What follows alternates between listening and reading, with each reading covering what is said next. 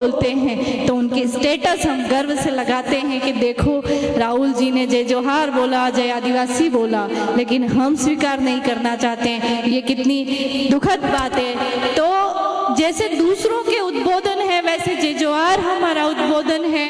हम प्रकृति की जय कर रहे हैं। वो प्रकृति जो पानी पिलाते टाइम किसी के साथ भेदभाव नहीं करती कि ये काला है या गोरा है, वो हवा देते टाइम किसी को ये नहीं कहती कि तू ब्राह्मण है या शूद्र है।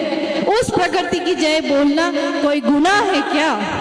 जब गुनाह नहीं है, मैं तो कहती हूँ न केवल आदिवासियों को बल्कि एक दिन पूरे विश्व को जय जोहार बोलना चाहिए, क्योंकि इस कुदरत से बड़ी कोई ताकत मेरी नज़र में है ही नहीं और आपकी नज़र में भी मुझे लगता है नहीं होगी।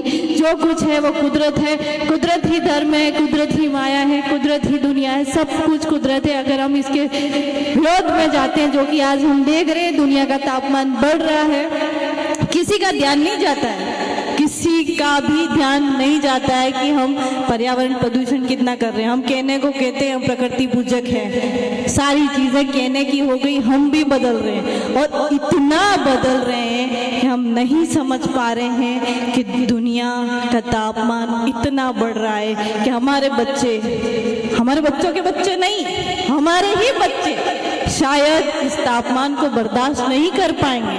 और इस तापमान को कम करने के लिए केवल और केवल एक संस्कृति कर सकती है और वो है आदिवासियत। आदिवासियत वो जिसके कामों से ये प्रकृति प्रदूषित नहीं होती। अगर हम एक गाड़ी खरीद रहे हैं तो घर पे 50-100 पेड़ भी लगा सकते हैं ताकि गाड़ी से पर्यावरण प्रदूषण जो होता है वो उन 50-100 पेड़ों से कम हो सके, लेकिन हम ऐसा नहीं सोचते।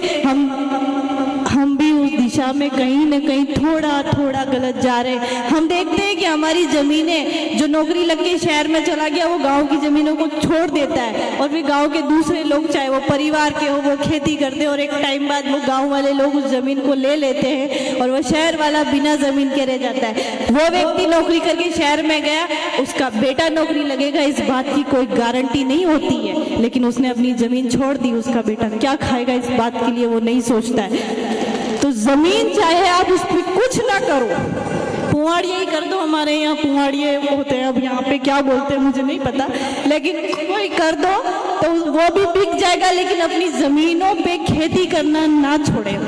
इसके अलावा एक और चीज़ है, बहुत मैं देखती हूँ कि हमारे लोग पढ़ रहे हैं पर जिन स्कूलों में हमारे बच्चे जाते हैं वहाँ पढ़ाई उस लेवल पे नहीं हो रही जिस लेवल पे होनी चाहिए। और कई बार मैं देखती हूँ कि उन स्कूलों में जो अध्यापक हैं वो हमारे ही समाज के हैं। तो हमारे ही समाज के अध्यापक होने के बावजूद उन स्कूलों में पढ़ने वाले बच्चे अगर सही रास्ते पे नहीं चल पा रहे तो इसके लिए गैर आदिवासी जिम्मेदार